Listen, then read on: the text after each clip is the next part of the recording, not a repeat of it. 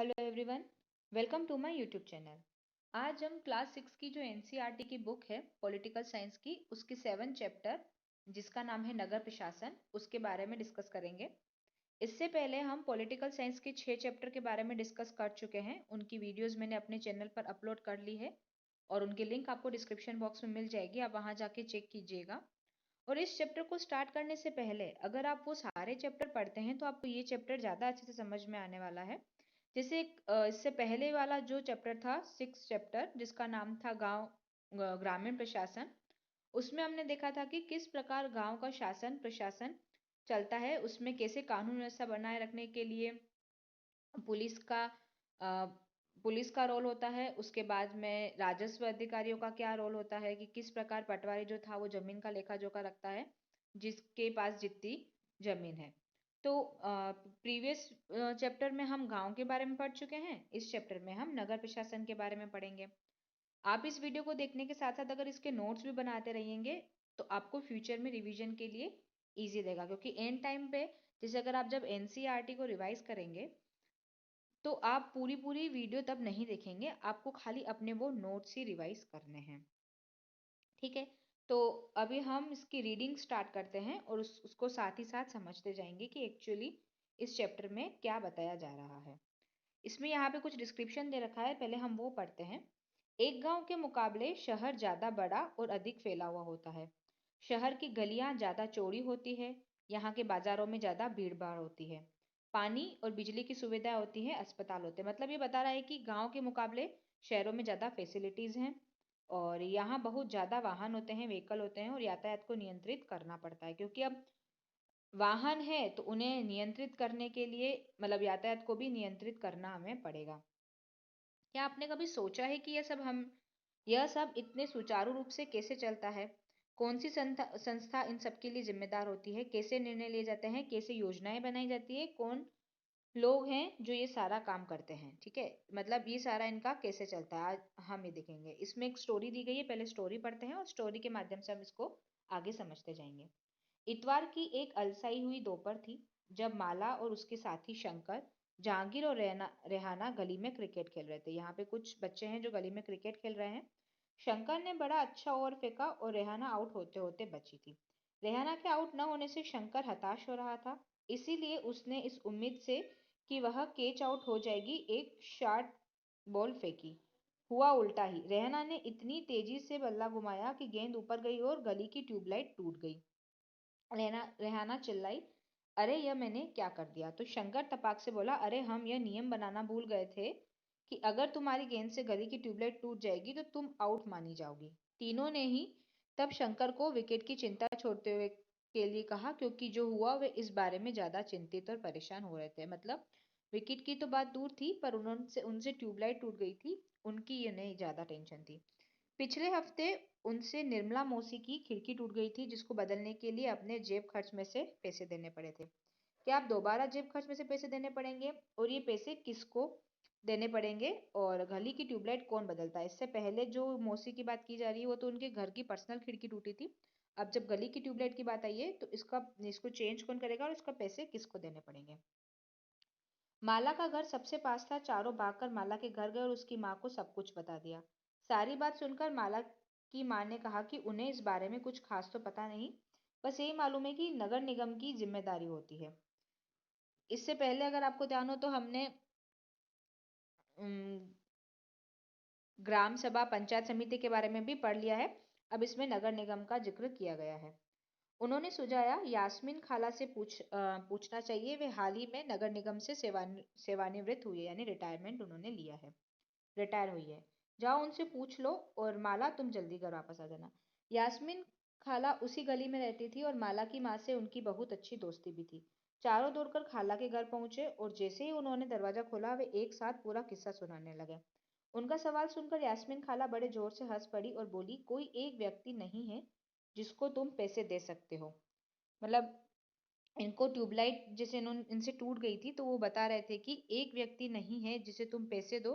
इसमें क्या होता है कि एक नगर निगम नाम की एक बहुत बड़ी संस्था होती है जो कि उस जो संबंधित नगर होता है उसके विकास का काम करती है, जैसे सड़कों पर रोशनी की व्यवस्था, कूड़ा इकट्ठा करना, मतलब जो कचरा होता है उसको इकट्ठा करना, पानी की सुविधा उपलब्ध कराने और सड़कों बाजारों की सफाई का काम करती है। तो ये वो जो यास्मीन खाला है वो बता रही हैं कि नगर निगम नगर में ये काम करती है।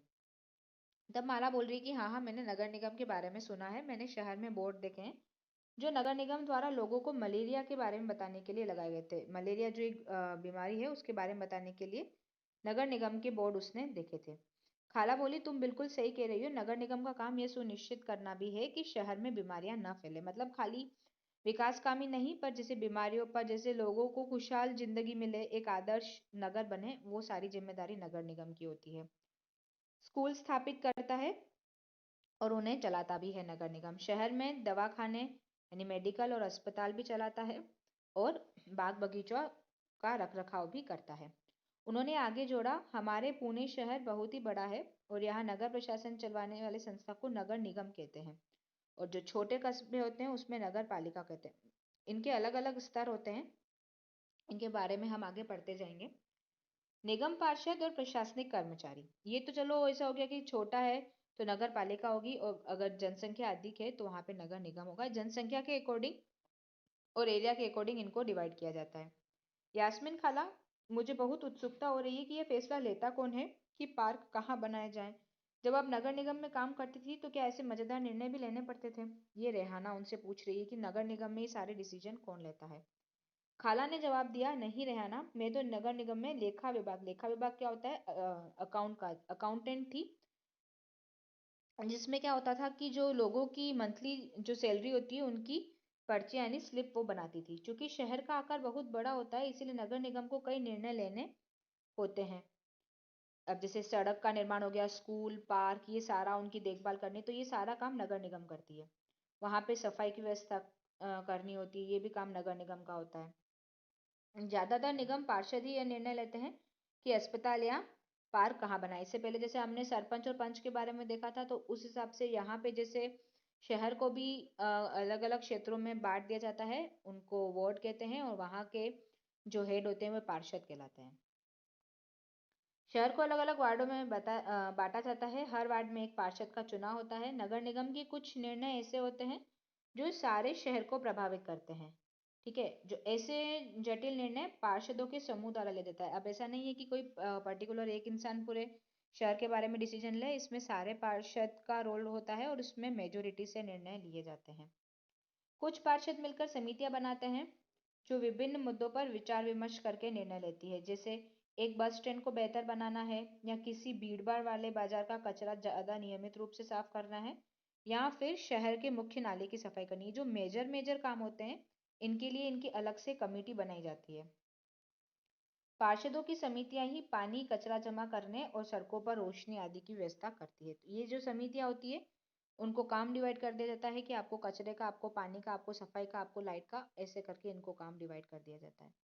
जब एक वार्ड के अंदर की समस्या होती है तो वार्ड के लोग पार्षद से संपर्क करते हैं। जैसे ये जो एरिया डिवाइड किया जाता है, अब लोगों को अगर किसी नेता से डायरेक्ट कांटेक्ट करना है तो वह मेयर से जाके नहीं कर सकता, जो नगर निगम का हेड होता है, तो उस वार्ड के पार्षद से वे कांटेक्ट करते हैं, पार्षद उनकी बात सुनता है और वो आगे कन्वे करता है। जैसे अगर बिजली के खतरनाक तार लटक रहे कर नीचे आए तो स्थानीय पार्षद बिजली विभाग के अधिकारियों से बात करने में मदद कर सकते हैं। तो ये क्या होता है, ये कड़ी होती है, पार्षद होती है जनता और उन अधिकारी के बीच की कड़ी है पार्षद वार्ड में, ताकि अगर आम जनता को कोई समस्या है तो वह उस बात उन्हें पहुंचा दे। जहाँ पार्षदों की समिति एवं पार्षद विभिन्न मुद्दों पर निर्णय लेने का काम करते हैं, वही उन्हें लागू करने का काम आयुक्त यानी कमिश्नर और प्रशासनिक अधिकारी करते हैं। जो इससे पहले मैंने आपको सिविल सर्वेंट के बारे में बताया था प्रीवियस चैप्टर में। तो काम ये करते हैं, निर्णय ये लेते हैं, पर इनको लागू कैसे करना है वो सारा वो प्रशासनिक अधिकारी, जिसमें सेक्रेटरी, सचिव, ये सारे आते हैं, वो करते हैं। आयुक्त और प्रशासनिक कर्मचारियों की सरकार द्वारा नियुक्ति की जाती है, जबकि पार्षद निर्वाचित होते हैं। जैसे ये जो आयुक्त और प्रशासनिक अधिकारी होते हैं, ये एक सिविल सर्विस का एग्जाम पास करके फिर इनकी नियुक्ति सरकार द्वारा की जाती है कि ये बंदा इस पोस्ट पे काम करेगा, और जबकि जो पार्षद और जो नेता लोग होते हैं वे जनता द्वारा चुने जाते हैं। तो आपका ये कंसेप्ट क्लियर हो गया कि किस प्रकार प्रशासनिक अधिकारियों की नियुक्ति होती है और कैसे पार्षद चुने जाते हैं। तो नगर निगम में निर्णय लिए कैसे जाते हैं? रेहाना ने पूछा।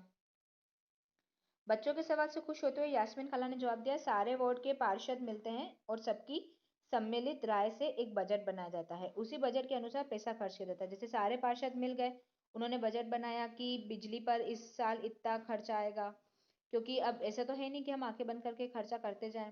जितना पैसा होगा उस अकॉर्डिंगली इनको खर्चा करना पड़ेगा। तो जो पार्षद होते हैं वो यह प्रयास करते हैं कि उनके वार्ड की विशिष्ट जरूरतें परिषद के सामने रखी जाए। जैसे जो बेसिक नीड्स हैं और जो इम्पोर्टेंट काम जो जरूरी हैं वो पहले वे बताते हैं। फिर ये निर्णय प्रशासनिक कर्मचारी द्वारा क्रियान्वित किए जाते हैं। ठीक है, ये सारा सोचते हैं और क्रियान्वयन उनका किया जाता है प्रशासनिक कर्मचारी द्वारा। खाला बड़ी खुश थी क्योंकि किसी बड़े व्यक्ति ने तो आज तक उनके काम के बारे में नहीं पूछा था। बच्चों के सवालों ने उन्हें अपने अनुभव बांटने का एक मौका दिया, क्योंकि वो भी नगर निगम में थी तो उन्हें अच्छा लग रहा था कि वे अपने सारे एक्सपीरियंस उन बच्चों से शेयर कर रही है। शंकर ने बड़ी उत्सुकता से पूछा, अपना शहर तो इतना बड़ा है, इसकी देखभाल के लिए बहुत लोगों की जरूरत पड़ती होगी। तब तो नगर निगम में ढेर सारे लोग काम करते होंगे। अब ये उनसे वह पूछ रहा है।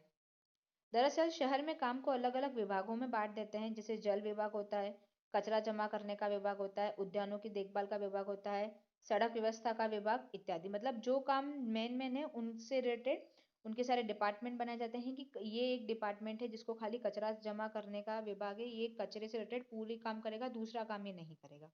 तो इस प्रकार अगर काम को डिवाइड कर लेंगे अलग अलग डिपार्टमेंट में तो काम जल्दी भी हो जाएगा और ईजी भी होगा। मैं नगर निगम में सफाई विभाग में थी, उसी के लेखा विभाग में हिसाब किताब का काम करती थी। अब ऐसा नहीं, जो सफाई कर्मचारी होंगे वो अलग होंगे और उनके हिसाब किताब के लिए वो यास्मीन खाला थी जो अकाउंटेंट थी। खाला बड़े इत्मीनान से बता रही थी। फिर बच्चों के खाने के लिए रसोई से कबाब लाने पड़ी। जहांगीर ने रसोई में खड़े खड़े तेजी से अपने कबाब ला दिए। फिर उसने क्वेश्चन पूछा कि नगर निगम जिस कूड़े कचरे को इकट्ठा करता है वह जाता कहाँ है? बाकी बच्चे अभी कबाब खा ही रहे थे। यास्मीन खाला ने बताना शुरू किया कि इस सवाल का जवाब बड़ा मजेदार है। जैसा कि तुम जानते हो कि कचरा लगभग हर गली में फैला रहता है। पहले हमारे पड़ोस का भी यही हाल था, चारों तरफ कूड़ा फैला था। अगर कूड़े को इकट्ठा करके हटाया न जाए तो मक्खियां भिनभिनाती है और आसपास कुत्ता, चूहे इन सब का जमावड़ा होता है और बदबू इतनी होती है कि लोग बीमार भी हो जाते हैं।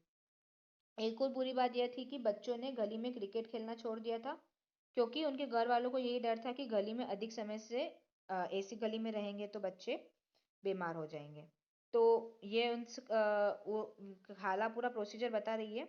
अब इससे पहले हम यहाँ पे एक बॉक्स में एक इंफॉर्मेशन दी गई है कि नगर निगम को पैसा कहाँ से मिलता है। इसको पहले देख लेते हैं, फिर आगे उसको कंटिन्यू करेंगे। इतने सारे काम करने के लिए बहुत सारा पैसा चाहिए, क्योंकि अब देखो सड़कों का निर्माण भी कराएगी, स्कूल भी खुलवाएगी, पार्क भी कराएगी, इन सबको मेंटेन भी रखेगी, तो पैसा तो चाहिए। निगम ये राशि अलग अलग तरीकों से इकट्ठा करता है और इसमें सबसे जो बड़ा भाग होता है इम्पोर्टेंट, वो होता है टैक्स, लोगों से कर वसूल करके। कर वह राशि होती है जो लोग सरकार द्वारा उपलब्ध कराई गई सुविधाओं के लिए सरकार को देते हैं। अगर हम टैक्स पे करते हैं तो हम रिटर्न में सरकार से ये एक्सपेक्ट करते हैं कि हमें जो सुविधा चाहिए वो हमें मिले। इसी बात का तो हम टैक्स पे करते हैं। जिन लोगों के अपने घर होते हैं उन्हें संपत्ति कर देना होता है और साथ ही पानी और अन्य सुविधाओं के लिए भी कर देना होता है। इनफैक्ट आप किसी सोसाइटी में रहते हैं तो आपको मेंटेनेंस फी भी देनी पड़ती है, जैसे पानी की टंकी की सफाई के लिए। तो अगर आपको ये सारी सुविधाएं चाहिए तो आपको पैसा तो देना ही पड़ेगा। जितना बड़ा घर उतना ज्यादा कर। निगम के पास जितना पैसा होता है उसमें संपत्ति कर से केवल 25 से 30% पैसा ही आता है। संपत्ति कर जहाँ पे आप रहते हैं उसका जो टैक्स होता है वो नगर निगम की कुल राशि का 25 से 30% होता है। शिक्षा पर भी कर लगता है। अगर आप किसी दुकान या होटल के मालिक हैं तो उस पर भी कर देना पड़ता है। अगली बार जब आप सिनेमा देखने जाएंगे तो टिकट पर ध्यान से देखिएगा, हमें मनोरंजन के लिए भी कर देना पड़ता है। मतलब आप इंटरटेनमेंट करने जा रहे हैं तो आपको टैक्स पे करना पड़ेगा, क्योंकि उस थिएटर की मेंटेनेंस का पैसा वो अपनी जेब से नहीं भरते हैं, वो उन लोगों से ही लिया जाता है। इस तरह अमीर लोग संपत्ति कर देते हैं, वही जनसंख्या का एक बड़ा हिस्सा सामान्य तरह से कर अधिक देता है। तो इस प्रकार टैक्स सरकार का सबसे बड़ा, मतलब नगर निगम का आय का साधन होता है। अब हम वो जो स्टोरी थी कूड़े कचरे वाली उसको कंटिन्यू करते हैं। यास्मीन खाला ने अपनी बात जारी रखी। मोहल्ले की औरतें इन सबसे बड़ी नाराज थी, वे सलाह लेने मेरे पास भी आई थी। मैंने उन्हें कहा कि मैं विभाग के किसी अधिकारी से इस मामले में बात करने की कोशिश करूंगी, मगर मैं भी निश्चित तौर पर यह बात नहीं कर सकती थी इसमें कितना समय लगेगा। इस पर गंगाबाई ने बताया कि हमने अपने वार्ड के पार्षद के पास इस समस्या को लेकर जाना चाहिए। आखिर वोट देकर उससे हमने चुना है, उसके सामने हमें विरोध प्रदर्शन करना चाहिए। क्योंकि देखो, अगर जैसे पार्षद हमने चुन लिया, हमने पार्षद के सामने अपनी बात रखी, अगर वो हमारी बात नहीं मानता तो जनता के पास ये राइट होता है कि आप धरना दीजिए, आप विरोध कीजिए, विरोध प्रदर्शन कीजिए और अपनी बात उनके सामने रखिए, तो उनको बात माननी पड़ेगी। ये संविधान भी जनता लोगों को एक अधिकार देता है, राइट देता है। गंगाबाई ने महिलाओं के एक छोटे समूह को इकट्ठा किया और पार्षद के घर पहुंच गई। सभी औरतें घर के सामने जाकर नारे लगाने लगी। तब पार्षद घर के बाहर निकले और उन्होंने उनकी समस्या के बारे में पूछा। गंगाबाई ने अपने मोहल्ले की खराब हालत बयां की। पार्षद ने उन महिलाओं से वादा किया कि वे अगले दिन उनके साथ आयुक्त से मिलने जाएंगे। साथ ही उन्होंने गंगाबाई को मोहल्ले के सारे वयस्कों से एक अर्जी पर दस्तखत करवाने के लिए कहा था। मतलब जो उस मोहल्ले के जितने भी लोग हैं उन पर सिग्नेचर करवाने के लिए कहा था। अर्जी यह थी कि उनके मोहल्ले से कचरा उठाने की नियमित व्यवस्था की जाए, क्योंकि इससे मोहल्ले के लोग काफी परेशान थे, बच्चे खेल नहीं पा रहे थे। तो इनको ऐसा था कि आप रिटर्न में एप्लीकेशन दे दीजिए। उन्होंने सुझाव दिया कि कल आयुक्त से मिलने जाते समय स्थानीय सफाई अभियंता यानी इंजीनियर को भी साथ ले जाना अच्छा रहेगा। अब इससे फायदा ये होगा कि सफाई अभियंता भी आयुक्त को बता सकेगा कि हालत कितनी खराब है, क्योंकि स्पेसिफिक अगर उस डिपार्टमेंट का कोई बंदा जाता है तो आयुक्त लोग सुनते भी हैं, जो सिविल सर्वेंट होते हैं। उस दिन पूरी शाम बच्चे घर घर का चक्कर लगाते रहे ताकि अर्जी पर ज्यादा से ज्यादा परिवार के लोगों के सिग्नेचर किए जा सके। अगली सुबह बहुत बड़ी संख्या में महिलाएं पार्षद और सफाई अभियंता के साथ नगर निगम के दफ्तर गई। आयुक्त पूरे समूह से मिले, पर वे बहाना बनाने लगे कि नगर निगम के पास अभी पर्याप्त संख्या में ट्रक अवेलेबल नहीं है जिससे वे कचरा उठा सके। गंगाबाई ने कहा, लेकिन लगता है कि आपके पास अमीर इलाकों से कचरा उठाने के लिए पूरे ट्रक है। क्योंकि उनको ऐसा था कि जहाँ पे अमीर लोग हैं वहां की सफाई नियमित रूप से हो रही है, उन इलाकों की सफाई नियमित रूप से हो रही है, पर जहाँ पे ये गरीब लोग रहते हैं वहां की सफाई नहीं हो रही है। जहांगीर ने जज से कहा कि इससे आयुक्त का तो मुंह ही बंद हो गया होगा, जो कि वे सारी हालत तो देख ही रहे थे कि जहाँ पे अमीर लोग रहते हैं वहां पे नियमित रूप से सफाई हो रही है, बाकी गरीबों के आसपास सफाई नहीं हो रही। और नहीं तो क्या, उसने फौरन इंतजाम करने के लिए कहा। यास्मीन खाला ने बताया, गंगाबाई ने आयुक्त को चेतावनी दी कि अगर 2 दिन के अंदर काम नहीं हुआ तो नगर निगम के सामने बहुत बड़ी संख्या में महिलाएं धरने पर बैठ जाएगी। मतलब इससे पहले वे बोल रही थी, पर अगर वो नहीं मानते हैं तो वे धरना प्रदर्शन करेंगे। तो क्या गलियों की सफाई हो गई? रेहाना ने जज से पूछा। 2 दिन तक कुछ भी नहीं हुआ। वो तो जब एक बहुत बड़े समूह ने विरोध प्रदर्शन किया, जोरदार नारे लगाए, तब जाकर बात बनी। अब मोहल्ले की सफाई नियमित रूप से होने लगी। मतलब जब उन्होंने उसको 2 दिन में सफाई करने के लिए कहा भी था, पर फिर भी आयुक्त ने कोई एक्शन नहीं लिया। उसके बाद में विरोध प्रदर्शन हुए, धरना प्रदर्शन हुए, तो जाके सफाई हुई। अब इसमें ऐसा है कि खाला के सेवानिवृत्त होने के बाद से क्या क्या बदला है। यास्मीन खाला ने बच्चों को जो नहीं बताया वह है कि हाल के समय में पैसा बचाने के लिए कई नगर निगमों ने कचरा उठाने और उसे ठिकाने लगाने के लिए निजी ठेकेदार रख लिए हैं। इसको निजीकरण कहते हैं। मतलब निजीकरण में क्या होता है कि सरकार किसी इंसान को या कोई पर्टिकुलर सी ट्रस्ट होती है जो प्राइवेट होती है, मतलब उसमें सरकार का कोई इन्वॉल्वमेंट नहीं होता, वो उसे ठेके पर वो काम दे देती है, कॉन्ट्रैक्ट पर, कि आपको ये काम करना है, इसके लिए हम आपको इतना पैसा देंगे, ये काम हो जाना चाहिए।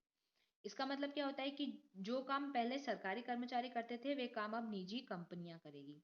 निजी ठेकेदार जिन मजदूरों को कचरा जमा करने और उठाने के काम पर लगाते हैं वे उन्हें बहुत कम पैसा देते हैं, और उन मजदूरों की जो नौकरी होती है वो मतलब टेम्पररी रहती है, परमानेंट नहीं रहती। कचरा उठाने का काम काफी खतरनाक भी होता है।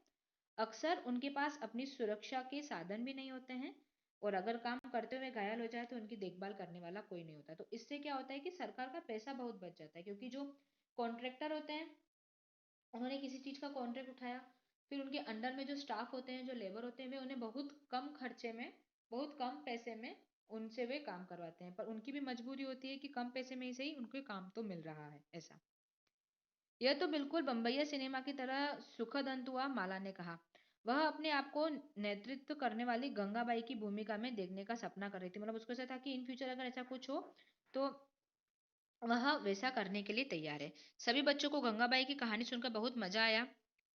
उन्हें इसका आभास तो था कि मोहल्ले में गंगाबाई की खासी इज्जत थी और लोग उन्हें बहुत मानते थे, मगर उनका कारण उन्हें अब समझ में आया। इससे पहले तो उन्होंने खाली नाम सुना था, पर उन्होंने जब उन्हें रियलाइज हुआ कि मोहल्ले में कचरे का इतना बड़ा इशू था, वो सोल्व नहीं हो रहा था, और गंगाबाई ने अपने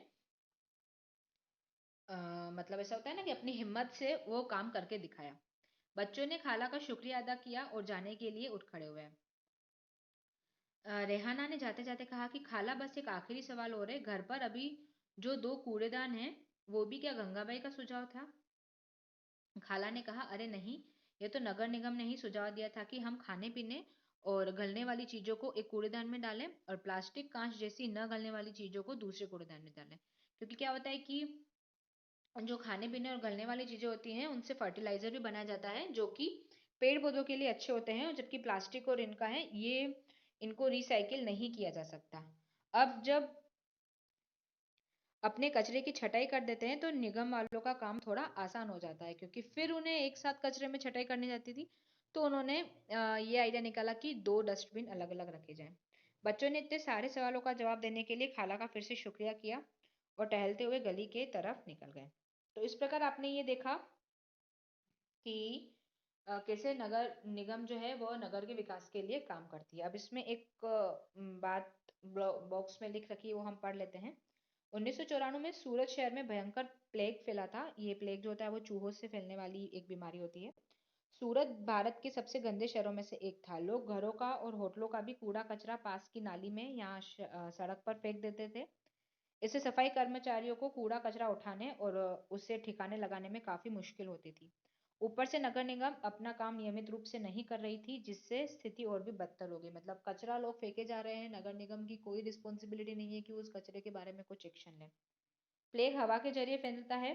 जिन लोगों को प्लेग हो जाए और उन्हें दूसरों से अलग रखना पड़ता है, जैसे अभी हाल ही में हम कोरोना वायरस के बारे में देखते हैं, तो ये तो ड्रॉपलेट से फैलता है, पर ये एक वायरस जनित रोग है। एक्चुअली कोरोना से प्लेग की हम तुलना नहीं कर सकते, पर ऐसा है कि हाँ, ये फैलता बहुत जल्दी है। सूरत में उस साल बहुत से लोगों ने अपनी जान गंवाई। करीब 3 लाख से अधिक लोगों को शहर छोड़ना पड़ा। प्लेग के डर ने यह अनिवार्य कर दिया था कि नगर निगम मुस्तैदी से काम करे। सारे शहर की अच्छी से सफाई हुई। आज की तारीख में चंडीगढ़ के बाद भारत के सबसे साफ शहरों में दूसरा स्थान सूरत का है। एक्चुअली ये करंट डेटा नहीं है, आज की तारीख में इंदौर सबसे ज्यादा क्लीन सिटी है। तो इस प्रकार हमने देखा कि सूरत में प्लेग फैलने के बाद से नगर निगम ने एक्शन लिया और तब जाके वह सिटी अब टॉप 10 क्लीन सिटी में आती है। तो इस प्रकार क्लास 6 का हमने 7 चैप्टर अच्छे से पढ़ लिया। अगर आपको मेरी वीडियोस पसंद आती हैं तो आप उन्हें लाइक कीजिए, ज़्यादा से ज़्यादा शेयर कीजिए, और यूट्यूब के मेरे इस चैनल को सब्सक्राइब कीजिए, जिससे आप मेरी आने वाली हर वीडियो से अपडेट होते रहेंगे। अगर आप मुझसे किसी और टॉपिक पर वीडियो चाहते हैं तो आप मुझे कमेंट करके ज़रूर बताएं। Thank you so much.